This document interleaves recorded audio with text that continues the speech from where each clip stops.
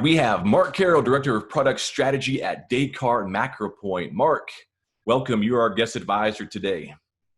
Thanks. Hey, Mark. So we've known each other for a while. I'm, super high on your knowledge in the industry, what you're able to bring. I've been a big promoter of the Descartes MacroPoint product for a long time. Maybe you could walk us through who Descartes MacroPoint is, what you guys are doing, and what your value is to the market. Sure. Yeah. So, obviously MacroPoint was acquired by Descartes almost 3 years ago at this point in time. And Descartes has been aggressively building out their brokerage services. And so when you look at Descartes as a whole, you can't just focus too succinctly on what MacroPoint's doing, though most of the conversation here today will be around that. When you look at what Descartes is doing, they're trying to enable the broker to become bigger, better, faster, stronger, right? In no ways do we look to compete with the brokerage industry. There's a predominant presence kind of growing of these disintermediators, disruptors that are coming in trying to really compete head to head with the brokerage space. Descartes takes the opposite side of that, right? We think that the infrastructure built by the brokerage services are really valuable and well-defined. Our aim is to help those providers become better, right? Give them more data, increase automation, and really strip down the superfluous tasks that they work on a daily basis to focus in on the things that they're good at, which is building relationships and delivering service. So our suite of services ranges from TMS to visibility software and to kind of more burgeoning technologies around capacity matching and kind of sourcing technology that we have going on there. So I've heard you talk about capacity matching, quite a bit, through TIA and other events and venues. Walk us through what that means exactly. How do carriers, LSPs, benefit from this capacity matching tool that you guys are really pioneering right now?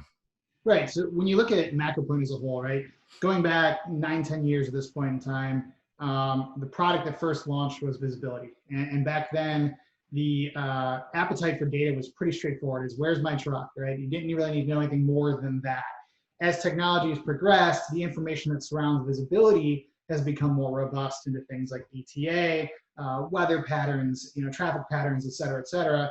And so as we looked at how the data got richer, we had to think about what's the next step with that data. And the path that we saw moving forward was capacity matching and really understanding we have this really rich data on how carriers behave and how they operate. And so how do we benefit the industry as a whole, not just one side, but the industry as a whole with this product? And so when we look at our product life cycle, the product we brought to market first was really designed for the LSP and kind of the transactional brokerage market to be able to work through better ways to consolidate their business and source, right? And so the big theory that we had there was around data sharing. So I'm a big proponent of democratization of data across all businesses, not just within brokerage and logistics. Yeah, me too, yeah. I think, when you talk about democratization, it becomes really, really powerful as data gets to scale. Interestingly, within the confines of the 3PL space, the LSP space, that kind of word democratization is taken on a negative tone. However, if you go outside of our industry to fields like the medical field, right? This idea that being able to share data, pool data, and make it really valuable is something that they live and die on, right? So for us, as we look at bringing services to the LSP space, it really all revolves around this idea that, hey, we're going to get better and stronger and smarter as we get more data at our fingertips. And so, really the goal behind the capacity matching product is to consolidate the space by having everyone share collaboratively data that's not really necessarily personal to them, but can help benefit the industry as a whole. And so we've seen some good success with that, right? As that model scaled out and grown, we've seen people have better time sourcing carriers, developing relationships, et cetera. And then, as we kind of continue forward to the rest of the industry, we're really now focused in on how does this same data, how does this same behavior help the carrier?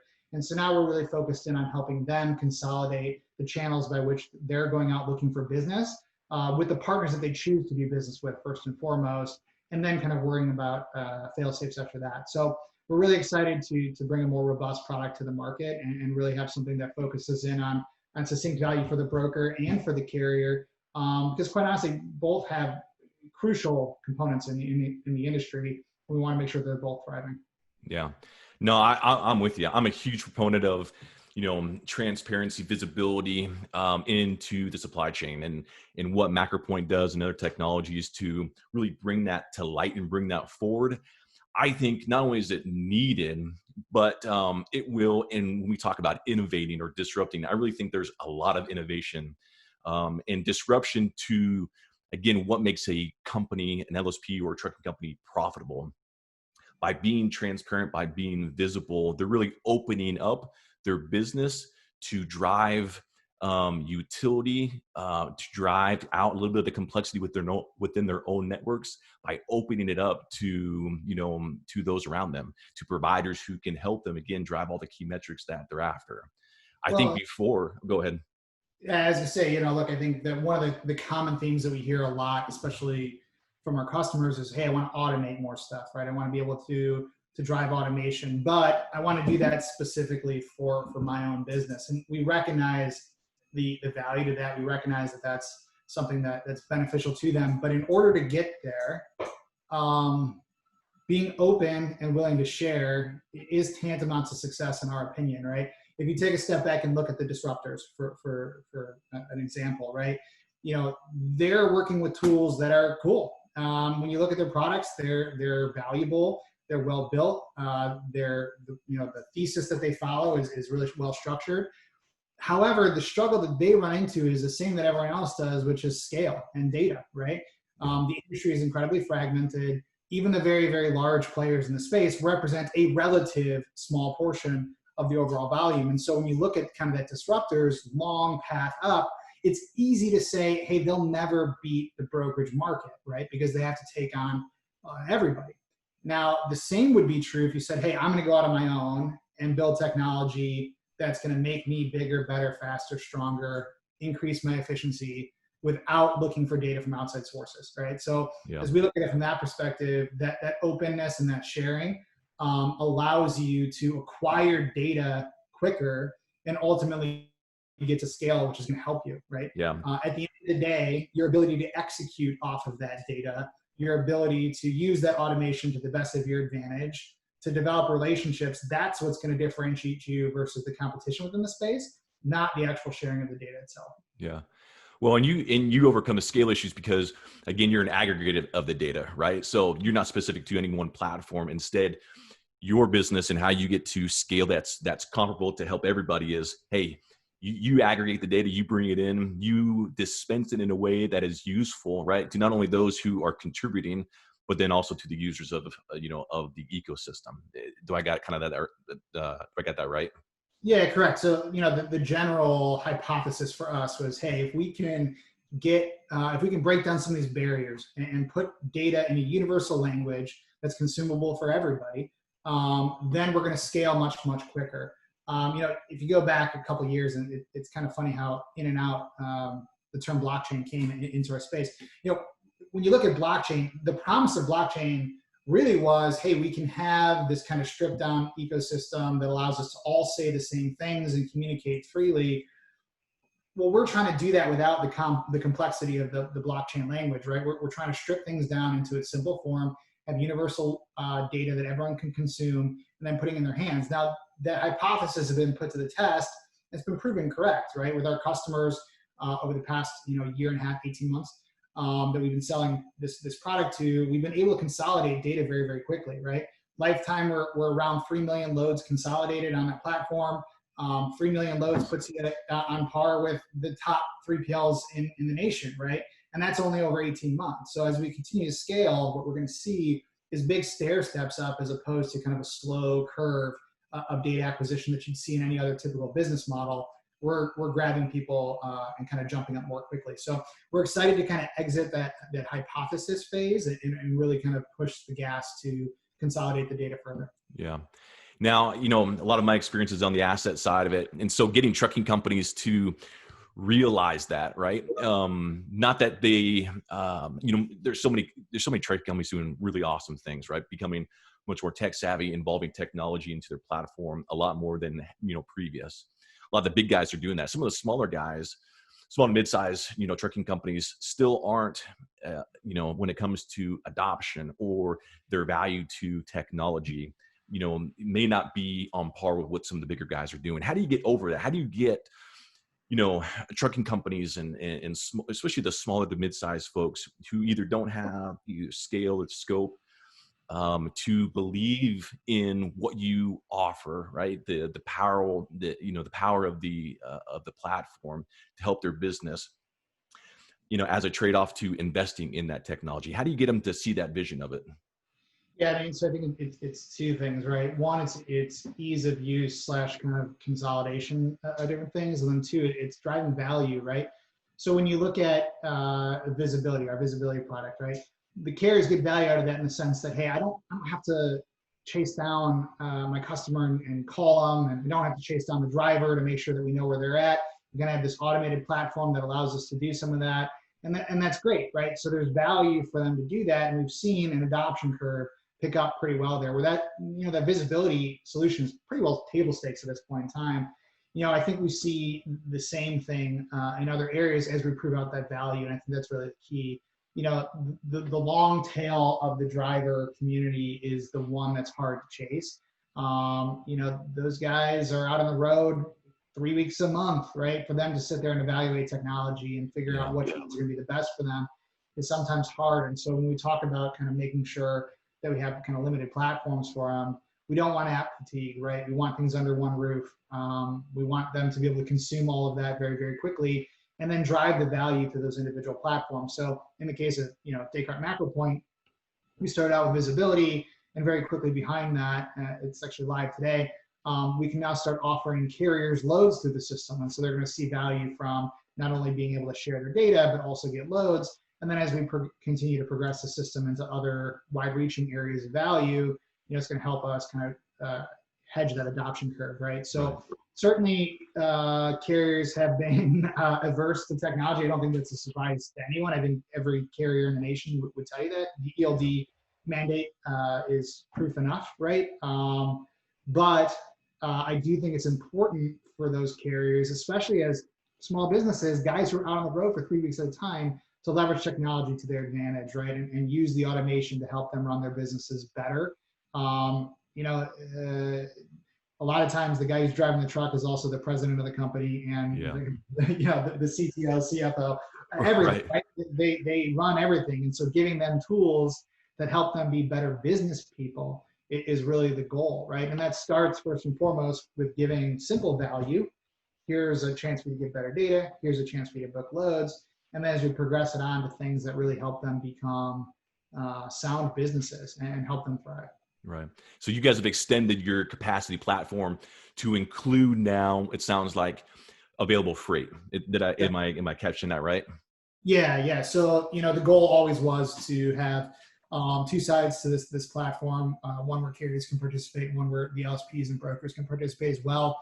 The hypothesis on the LSP side was, hey, let's consolidate data, democratize that information, and really give a better picture to what carriers do, right? Mm-hmm. But by doing that, we're driving value to the carriers as well. And so now I've got a platform for them, right? So as we empower the LSP to better understand carriers' behavior, carriers' business as a whole, it allows them to offer better freight, more accurate freight to the carrier who wants it, right? And so now through this platform, carriers can come in through one consolidated portal and gain access to many customers' freight, as opposed to the process today is either tons of phone calls, tons of emails, or going into individual carrier portals for individual customers.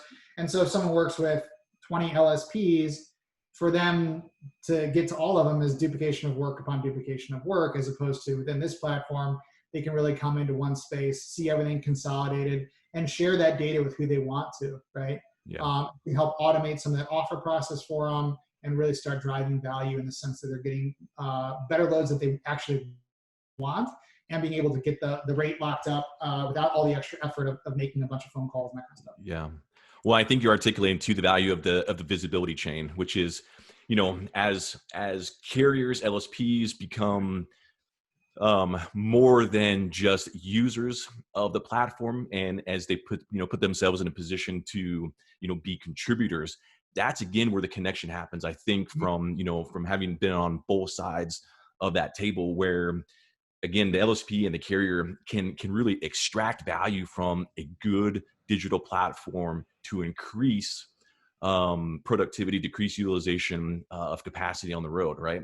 And it's not just from the person who owns a truck, but it's also from the person who's, again, aggregating from the LSP or brokerage side of the business, to, again, properly utilize the carriers who they so frequently and work so hard to obtain. And so for a carrier specifically, I think oftentimes that ROI translates into, hey, yeah, there's this great platform that I use and I'm a part of, or I contribute to. But once you become a user of it, in terms of, hey, I'm putting, from a transparency level, I'm putting myself out there, I'm putting my business out there for all to, utilize and to see, right? That's where, again, you see the value start to really connect, where you start to see increase, decreasing of, empty miles. You see trucks operating more in lanes that they want to be operating in, right? You see driver retention, go up because drivers are more happy because they're getting, freight that's better for them. Is that kind of, do you feel like, based on your feedback from carriers, do you think that's how they're seen as well? Yeah. So again, I think there's kind of two things, right? Like one, yes, it's pinpointing the business that they want to run, right? By better profiling carriers and the behaviors that they follow on the road, we can then associate the right loads with them and make the right offers because of that, right? If someone goes consistently from Chicago to Cleveland, why are we bothering to waste time to offer them Chicago to LA? Absolutely. Yeah, absolutely. What it does is clog up their phone, it wastes their time, and frankly, it's of no value to anyone, right? It's a negative value on that relationship, as opposed to really being able to succinctly focus in on things that they want. The other side is, again, really streamlining that business process and working to get more in the door. You look at the way, a lot of carriers operate today, it's heavy phone calls, heavy email volume. And you think of the way, conversely, that LSPs operate, the LSP is trying to book the load quickly, right? And so they're moving down their list of carriers and trying to find the right person who can take the business. And yeah, in some situations they may wait, but in many situations there's phones ringing in multiple offices trying to solicit the load and get it covered.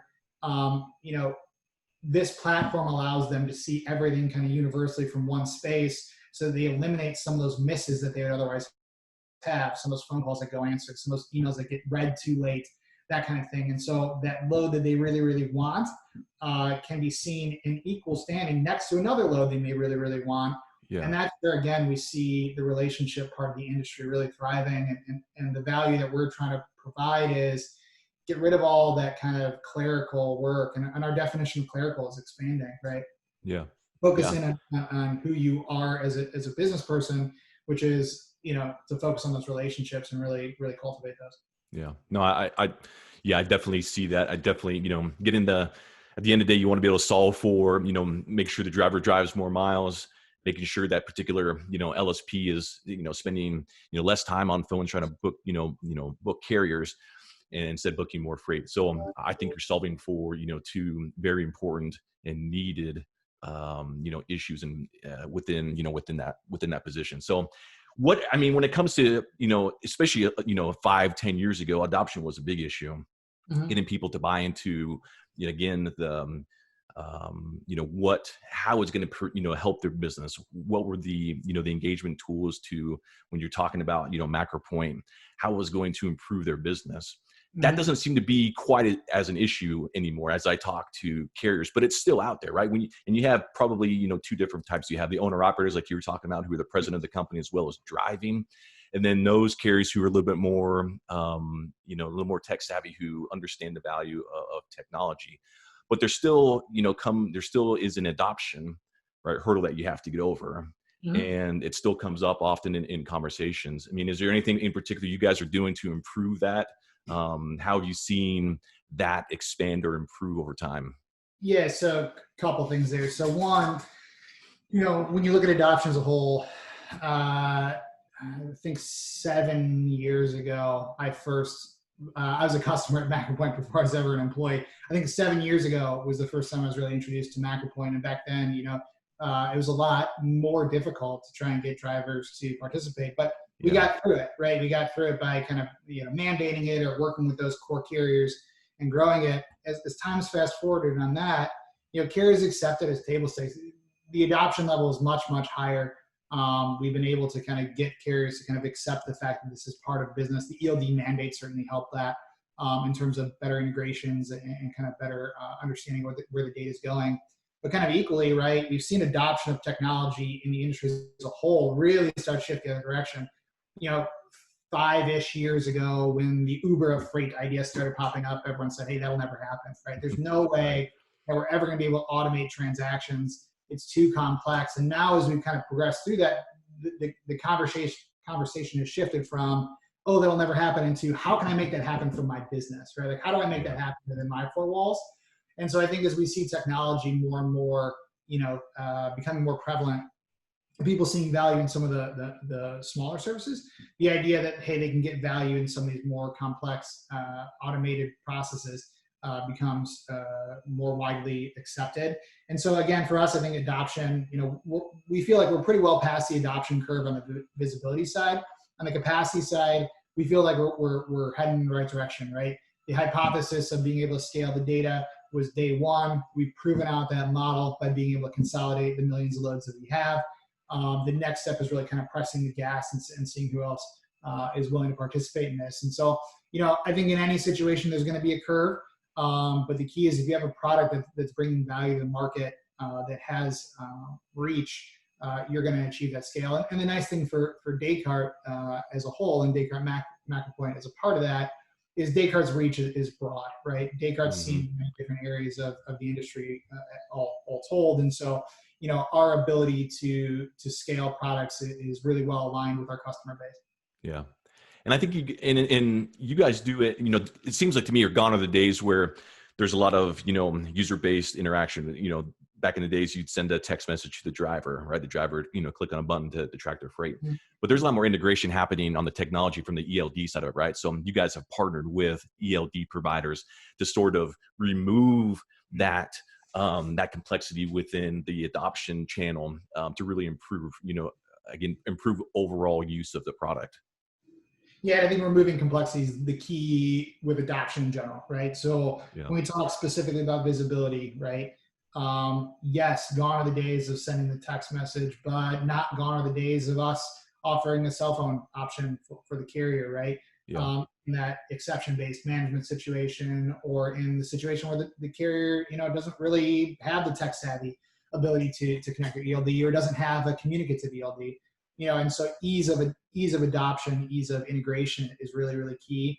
We've given kind of a universal approach to that on the visibility side, and we carry that through with a lot of our products, right? So Descartes as a whole, and specifically MacroPoint, we do a good job of integrating with partners and making sure that some of the stuff is available off the shelf in terms, right? Where you can kind of have it natively live in your TMS and have it be part of your daily processes, which we think is really, really valuable.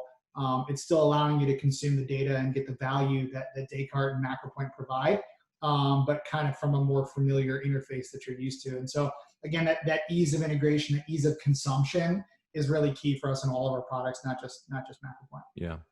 And I want to see if we can take maybe one step back, because I want to talk about the mechanics a bit about what you guys do, especially from the capacity side of it. Because as you talk about it, right, it seems like a very simple proposition, right? You share data and you receive something back in return. Right. But again, what carriers have to provide, the mechanics of what they provide, is generally already there, right? So they're not having to reconfigure some technology that they have, or reconfigure the brokerage software that they use. It's already there present. They just have to, again, be a contributor to the product in order to receive the benefits. Is that still the way it's done? Yeah. So on the LSP side, right, there is an integration, and that's largely done through partner TMS integrations, but also through kind of some one-off integrations and things like that. So there is a little bit of a process there, but we've done a really good job of kind of keeping that tight. So there is some integration on the LSP side where there's this kind of exchange of give to get. But really, once they cross that barrier, they're set. Now on the carrier side, to your point, yeah, it's even easier, right? The data for them is already present within the system. It's really more about them kind of gaining access to it and sharing it through the platform itself. Once they become a member of this platform, we have data on them coming in through LSPs. We have it coming in through tracking sessions, and really there's ways for them to add additional, but there's enough in there to really get them off the ground and running right away, especially if you're a smaller carrier who uses a lot of 3PLs. You're going to see a lot of really robust data on that company already in there that gives them the ability to go make the choice to share it. Yeah. And people who are using your product, right, don't have to see, Descartes MacroPoint as a competitor, right? Again, you're providing data to help them in their business, right? So whether they're a broker, an LSP, or carrier specific, right, they're not providing, competitive, competition to what they're doing. Instead, you're providing the mechanics and the data around to improve their businesses. For So sure. I think that's sometimes lost when it comes to technology, especially with so many, like we were talking about before, so many companies who start off as technology companies. It seems like ultimately begin to become, brokers themselves. Yeah. And that seems to be, something that's consistently happened as, people have, like we talked about, having scalable, scaling issues. The scope becomes a little bit too broad in what they're doing for the market, right? And so they pivot and become something different. But even in that, right, you're still not, offering a competition to what they're doing. Instead, you're enhancing their already, built-in capabilities to improve their business. Correct. Yeah. I mean, Descartes, it's not even in our financial interest to compete with brokerage, right? So, we have a very broad customer base that is made up a lot of different logistics companies, LSPs included, carriers included. It's in our best interest to continue as a service provider for them. Beyond that, we just don't see ourselves as a services company in the same way that a brokerage is, right? Yeah. Our goal is to consolidate data across the platform and make it usable for our end customer. We have the luxury of being very financially sound as a company in Descartes. We don't have to chase down this other path, right, to monetize. We're already very comfortable where we're at, and that makes it good for us to be able to focus on the end goal, which is, again, to empower those LSPs and carriers. In no way, shape, or form do we see ourselves as a competitor. It's a fair question. It's a fair concern for the industry because, to your point, it has happened so frequently already, right? We see these companies come in that say, oh, we're disrupting, we have this disruptive technology that everyone can use. And then you kind of pull back the curtain and you go, wait a second, they have an MC number, they're calling carriers on the phone, like they're a brokerage, right, through and through. And when you look at our company and how we're structured, we're far from that. We work to give the data directly to the LSPs that we partner with, and then conversely down to the carriers. Yeah. We talked about scale being one of the, it seems like the ongoing issues, especially when it comes to, digitizing, the transaction between, carrier, LSP, shipper. There seems to be, it continually comes up where, innovators that come into the market, as much technology as they bring and much innovation as they're bringing, at the end of the day, they seem to, again, revert back to, hey, it's either too hard. They don't quite know all the, the intricacies within that supply chain to provide a long-term valuable, value proposition. And they get back to the basics of, hey, just becoming brokers. Why is it so hard to continually innovate, to make digital marketplaces, to really create this, cohesive ecosystem of, asset-based carriers, LSPs, shippers? Why is it so hard to make that, coherent and work in a digital space like other, industries do? I again go back to the fragmentation, right? So when you look at it as a whole, the industry is very fragmented no matter how you cut it. There are many, many shippers. There are many, many LSPs. There are many, many, many carriers. Yeah. Right? The adoption on that is challenging. And so even within a tight market segment, the adoption is challenging. You got to think of how many carriers an average LSP has in their network. It's tens of thousands. So to get the adoption just of the average LSP would take time, right?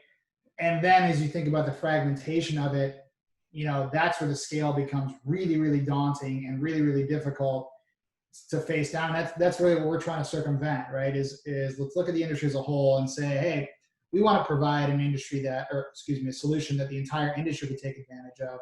And so now, we're consolidating players that have huge segments of the market already, as opposed to being that startup company that has to go from zero to $1 billion in revenue overnight. And $1 billion in revenue at this phase, it's a lot of money. Yeah. But if you look at the top players in the industry, it's not even in the top 10, right? So, maybe it's top 10, close there. But, $1 billion is still a single digit percentage of the overall marketplace that is third-party logistics. And so, the dollars, the time, the effort to get there is daunting. And when you look at it from a capital investment, which many of these companies do, right? They're venture backed or private equity backed. That's a lot of cash and a lot of time to burn through, as opposed to kind of really looking at what we're doing and saying, hey, if you believe in what our vision is, you believe in this idea that data can become powerful for you, come join us in this space. And for, minimal cost, you can now start gaining access to some of those tools that become valuable. So again, I think to me, it's the difficulty has been the idea that I want to go it alone, right? The concept is constantly, I'm going to come in and be the disruptor and ultimately be worth billions of dollars, right? Right. Going it alone is very, very challenging in any aspect of your life. We've kind of taken that same perspective here within this space. We just don't want to go it alone, right? We see the people around us, we see our customers as allies in this, and hopefully everyone can benefit from a collective approach. Yeah. Yeah, and I see some of the failings that have been happening as sort of indicative of perhaps where some of the the new capital being invested into our industry. Mm-hmm. Well, I think we'll start to see a pullback from that, because there's been with the reports of Uber Freight and some of those guys. I think many in the cap venture spaces, they're saying that this is perhaps more difficult of an industry to crack through because of all the reasons you talked about, fragmentation, so many different moving parts that, from a technology perspective have been difficult, if not impossible, to overcome by, like you said, just one provider. Mm-hmm. Yeah. Yeah. And look, the capital markets, who knows what's going to happen to those? I think we're all hopeful that they bounce back, right? But I think that there's certainly, at least in 2020, a reluctance to fund new ventures and to really push growth. And so again, for us, it's more about, how do we do this intelligently, and how do we do it in a way that's going to be quick and valuable for everybody. And our approach is to try and consolidate, right? We're not here to replace. It's not in our best interest in any way. And we also just don't see it as a path of success, right? Taking on, thousands of LSPs to try and be the one at the top at this phase, it would be very, very difficult. Yeah. Have you seen much, from, COVID-19? What have you seen, especially someone who collects so much data? What have you guys seen? How has that, affected your business? What have you seen in consequence to COVID that, from a Descartes MacroPoint perspective, but maybe in a broader sense too with the market? Yeah. So, obviously, we're looking at the market as a whole and really trying to watch that. We saw a massive spike at the start, which everyone did, and then followed by a really long dip. Now, people who've been around the industry long enough know we experience these heartbeats, right? This kind of pulse of the industry. We see these spikes and valleys all the time.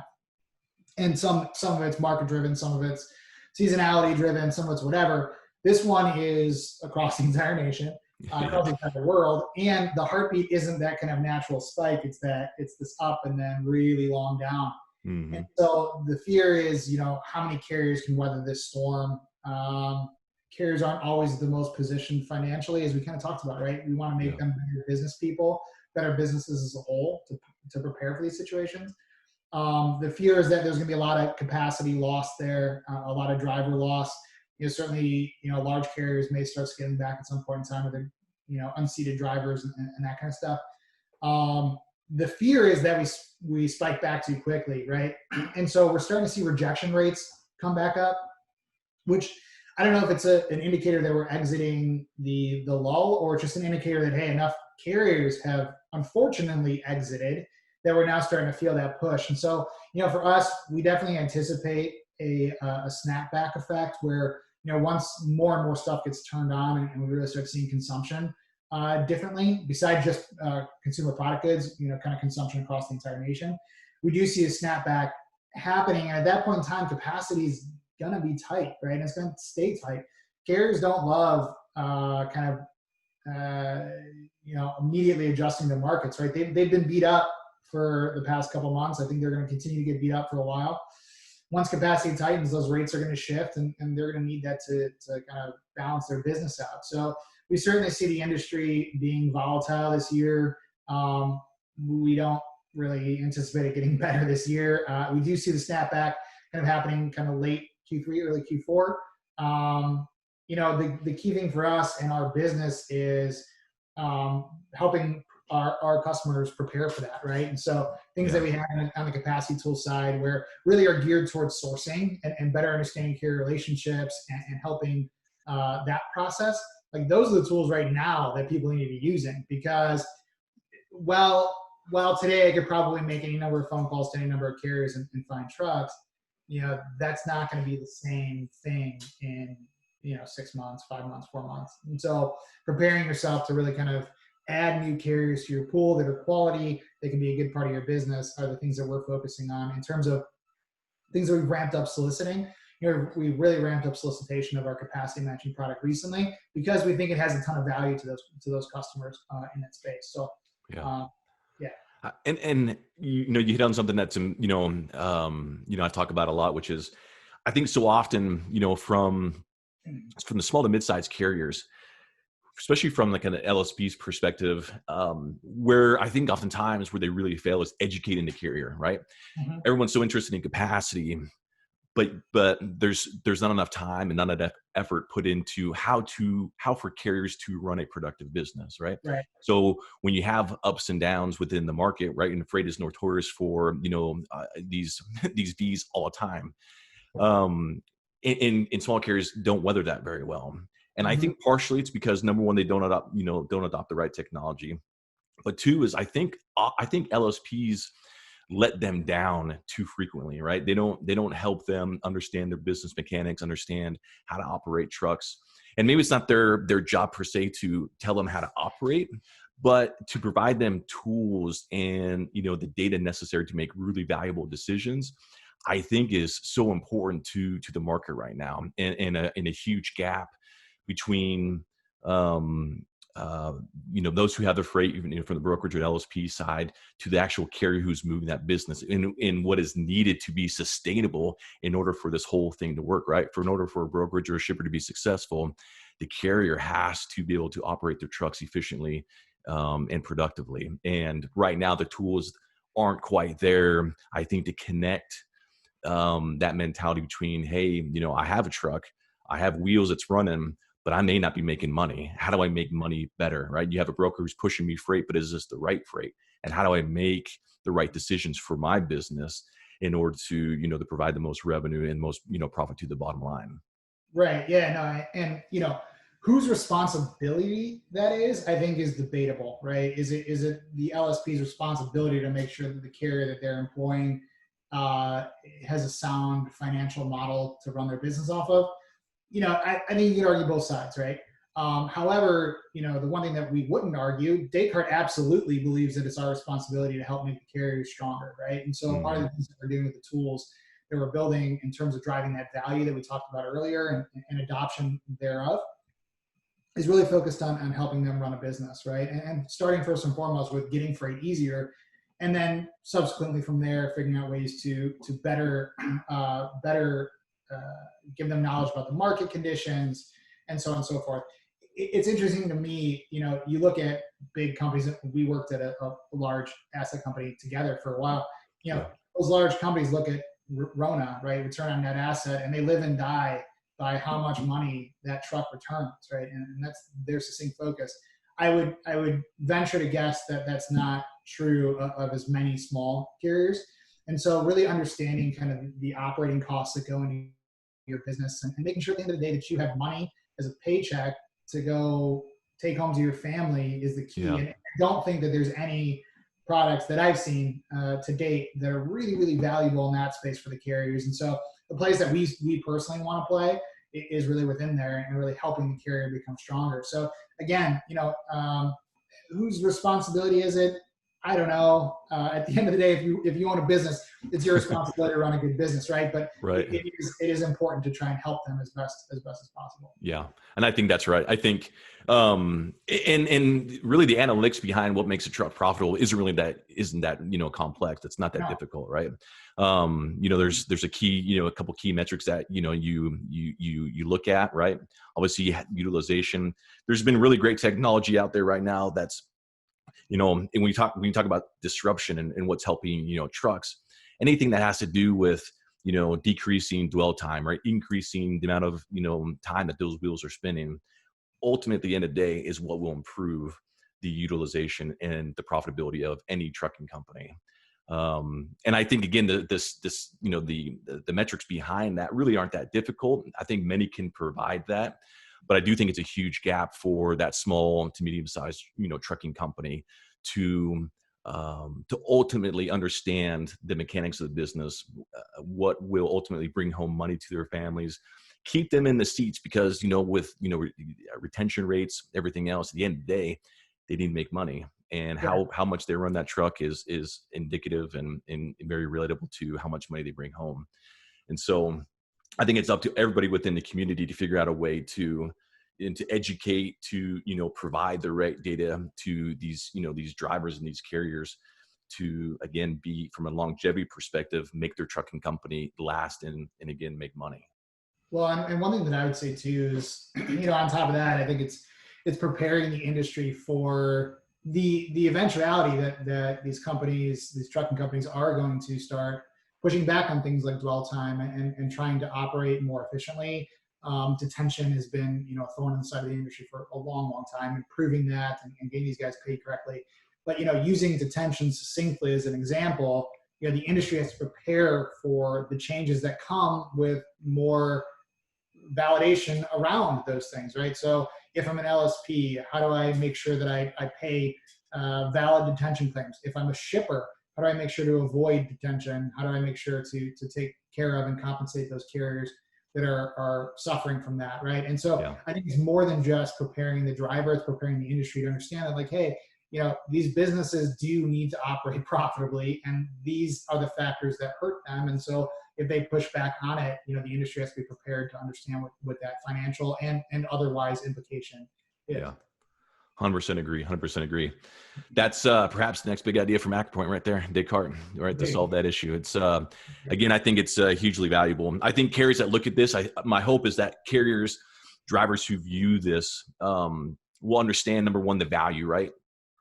To be a contributor, right, not just a user of a product, I think is important, right? To understand that visibility is a power within the supply chain. The more we increase transparency, the more we increase the visibility for all those parts, will ultimately improve the bottom line to all those involved, whether it's the LSP, whether it's the shipper, or whether it's the carrier. They will all benefit from a really productive ecosystem that's built around, sharing of data, and visibility to where the best rate is for their business. And so hopefully, again, when they come out of this, they'll understand that you guys can offer, a product that can help them with that. But at the end of the day, for them to be a successful trucking company, a successful LSP, they need to be actively engaged with, any technology that's going to help their business in the end, to drive, again, all of the key, performance indicators that will ultimately feed their families, keep their people, employed, and ultimately at the end of the day, keep trucks moving on the road.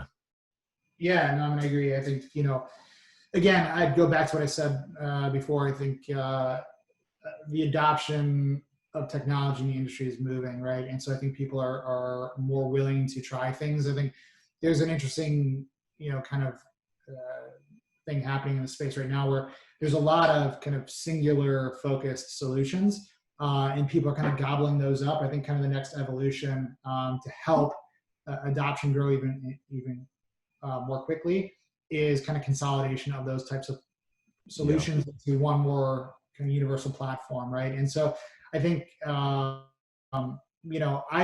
personally, I encourage people to try as many pieces of technology as they can. I think that kind of cocktail that they create, it is part of their business, fabric, right? And part of their competitive advantage. All I can say is on the technology side, like what we're really excited to do is create end-to-end solutions that we can be multiple things to you, right? And whether that means that in an a la carte scenario, you're only using 50% of what we offer versus 100%, great. Like, I think it's important for us to be able to offer many, many things to people so that they can kind of, again, create their own cocktail within our own ecosystem a little bit easier. Yeah, 100% agree, man. Well, good, man. Well, this has been a good discussion on the top of the hour.